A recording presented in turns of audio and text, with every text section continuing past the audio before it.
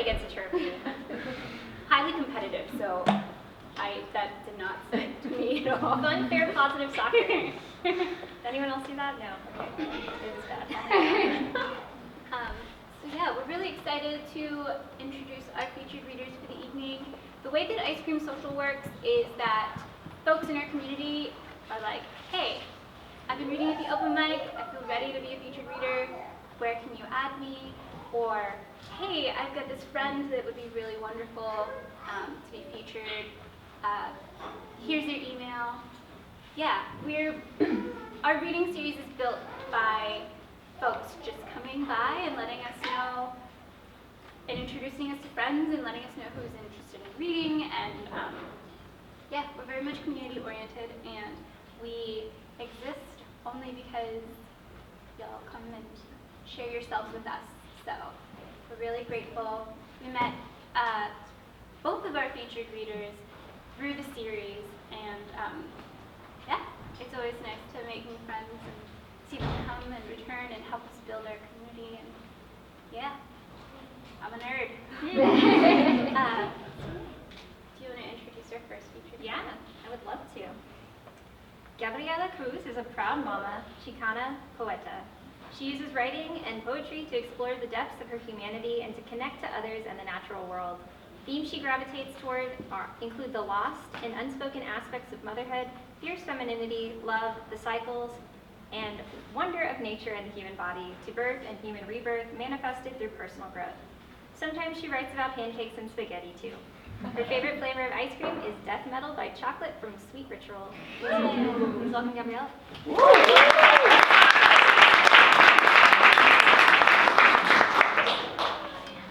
Thank you, Anar and Chandra, for having me tonight on the spookiest day in Malvern.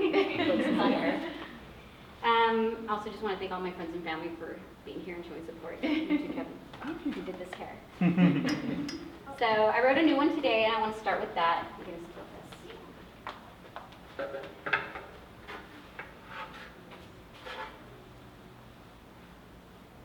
This one's called Ya Cya, CYA.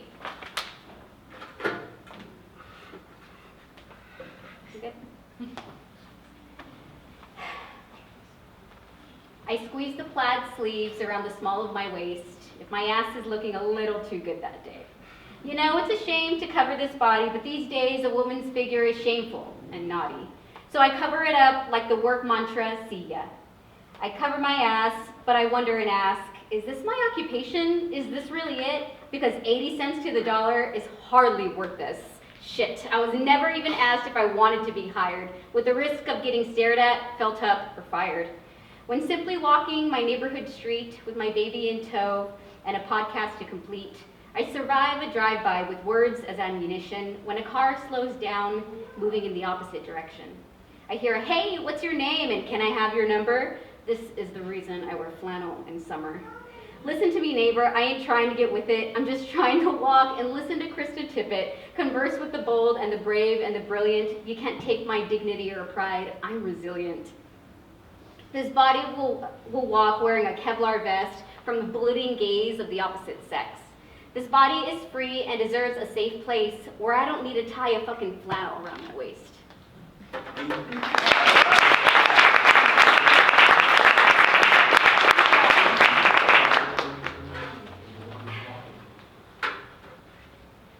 I wrote this poem a long time ago, but it's come a long way, and it's called Spotify.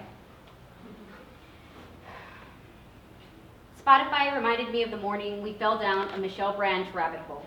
We landed headfirst into a wonderland of breakfast food, air guitars, and Invisidrums, with our children as musicians. My recently played recalls our family band's set list, and the memory of that morning plays on repeat, just like the boy would request it, again and again and again. It was 7:30 a.m. on a Saturday, and that meant one thing: pancakes. Peanut butter for mom, cakes speckled with strawberry bits for the boy and the babe, and plain for dad. The boy poured flour into a bowl that puffed into a cloud around us, and it really was like heaven. The clock struck 8, and we sat together to say grace to God and thanks for pancakes, but the musicians had other plans. Sticky plates began to tremble under the stomps of the boy's bass drum, and silverware shook under the crash of his cymbal. The babe goo-gooed and gaga a turbulent introduction, and with sticky lips and syrup on our chins, we pretended to life a haphazard rendition of Are You Happy Now?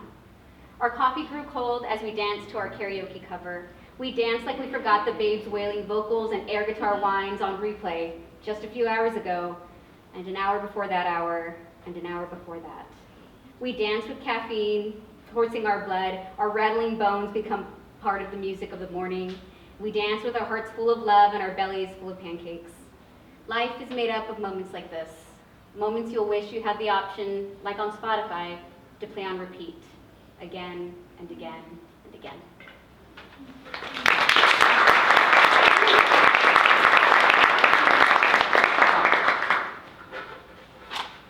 Okay. This one is called Mom Body.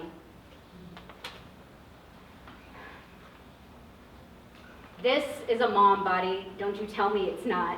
This body has grown, birthed, and nourished too, has been turned inside out and become brand new. I make milk and I am honey. So honey, don't you tell me this body ain't no mom body. When you tell me there's no way I had 2 kids as a compliment, it's not. When you tell me it looks like the weight just fell right off, it didn't. And when you tell me you must feel so good to have your body back, you're wrong, because this body was never lost. When you tell me these things, these upside down compliments, I will not say thank you. What I will tell you is that this body is surviving off of day-old coffee and a shakeable meal replacement.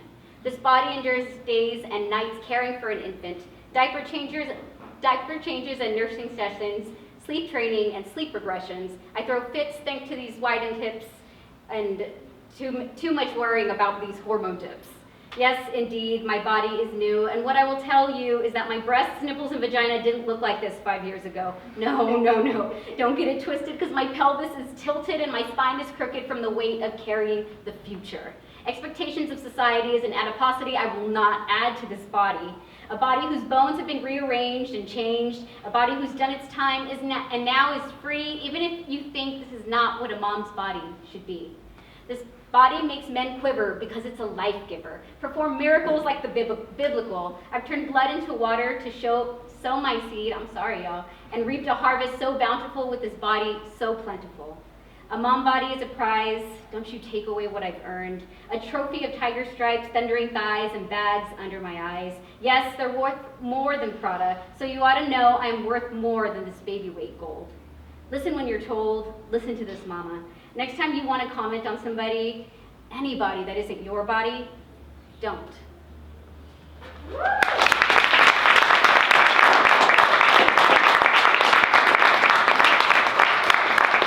Take a breath and slow down, you know? That one gets me fired up. So I'm going to slow it down. This one is also a poem long time coming. Took me like a year and a half to get it solid, but I think it's ready. It's called Dancing in a Triplex. My husband and I like to dance, out of necessity mostly, part romance. You see, dancing becomes necessary because the dates are few, with him working full-time and me raising 2. The world is our dance floor where we shimmy and shake, so our rental becomes home and practice space.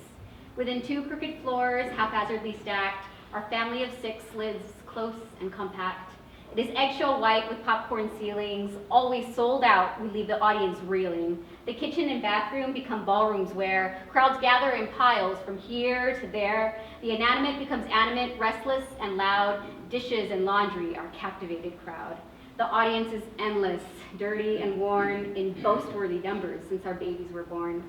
For years now, the highway in progress on the east blesses us daily with a musical feast. Construction to most is a composer of chaos, but I swear our location is the biggest payoff. Rehearsal begins early with the percussion warming up, featuring raucous jackhammers and beeping cement trucks, followed by basses, tenors, sopranos, and alto. Harmonies roar from deep hums to shallow. Car accidents or cymbal crashes, sirens, the woodwinds, honks and beeps or brasses, and when the warm-up ends, we take our place by the stove and wait for our cue. No need to dress up, no makeup or tutu. The sun rises in like a spotlight on stage, and it's time, once again, for the breakfast ballet. Children's bellies hurrah in unison, and the 3-eyed conductor flashes green to begin. I arabesque for the eggs and plie for the oats. He spins for the bread to make butter and toast. Always a smooth dancer, he keeps me in sync, then catches my waist and flirts me a wink. We conclude with breakfast, a curtsy and a bow. Dancing comes naturally, I don't know how, because dancing in a triplex shouldn't be easy, and the fact that it's romantic is just plain cheesy. Stay tuned for our nightly number, the Toothbrush Tango, our very own drunken up too late fandango. Tickets go fast, standing room only, a hand on my back, and the dance begins slowly. His nose meets my neck, and then our faces meet, and together we smell of red wine and weed. A dizzying dive to the hamper beneath, and we almost forget we're here to brush our teeth. We tango to our bedside with sore, tired feet, and we thank the orchestra for keeping the beat, dancing in a triplex with my forever plus one to the songs of construction with each rising sun.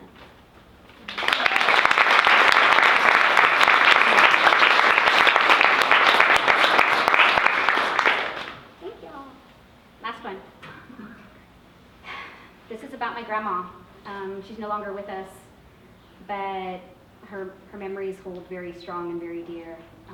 This is called Pink Lemonade.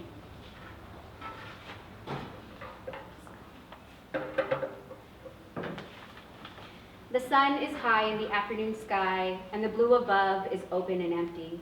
I run, not walk, through sunflower fields, with braids slapping my back like Pocahontas. The mesquite trees know me by name, and the chattering chicharras guide my way. Oh, the beauty of living one caliche block away from Grandma Cruz. Barefoot, panting, and thirsty, I enter the whitewashed wooden house sitting along the green canal. The screen door slams shut behind me, and the floorboards before me creak. Hello. I spot her in the kitchen. She's always in the kitchen with her busy hands cleaning or cooking or cleaning so she can start cooking. We call her Grandma because that's what we're taught to. Dad wants us to learn and use English first. Spanish comes second, or in my case, not at all, so I seldom call her abuela. She is round in the middle and almost as tall as the refrigerator. I'm no good at math and never quite sure of feet or inches, and who cares? Numbers don't really matter unless you're asking for seconds. But I watch her 10 fingers, crooked from arthritis, pale like the masa de harina she rolls into circles. I am just taller than the stove, so my view of her simmering meals is not ideal, but I can tell what's to come by the smells. Frijoles a la charra stew on the back burner. I know because cebolla and cumin and cilantro leave a heavy aroma. Behind me, the kitchen sink's ledge holds circle upon circle of raw tortillas, like a freshly pressed valance decorating a window. White masa hockey pucks wait in piles within her reach, and the preheating comal sits eye level, blue flame burning, dial set between 3 and 4. Her palm spreads open over the cast iron, and with the shake of her salt and pepper curls, I read between the lines of her face and know the pan is not ready. Hi, mija, ¿cómo estás? Keeping her eyes on the circle forming under the weight of her rolling pin. Thirsty, I manage between breaths, knowing exactly what I want. She turns and smiles, wrinkled lips parting to show two rows of teeth, the bottom sparkling with sporadic silver caps. Grandma Cruz is the only woman I know who buys apple-flavored jelly. Naturally, when consumed, the jars become drinking glasses. She grabs me a reclaimed glass from the cabinet and hobbles towards the refrigerator to pull out a clear plastic gallon of Borden pink lemonade. My eyes light up as lemonade swishes and swirls into the once jelly-filled jar, now filled to the brim with pink liquid. Grandma hands it to me with a straw, and I gulp from the glass edge instead, spilling onto my face and shirt collar. She takes my wet chin between her thumb and forefinger and kisses my sweaty forehead. Maybe this, her kiss, was the reason I ran, not walked, to Abuela's house. Thank y'all.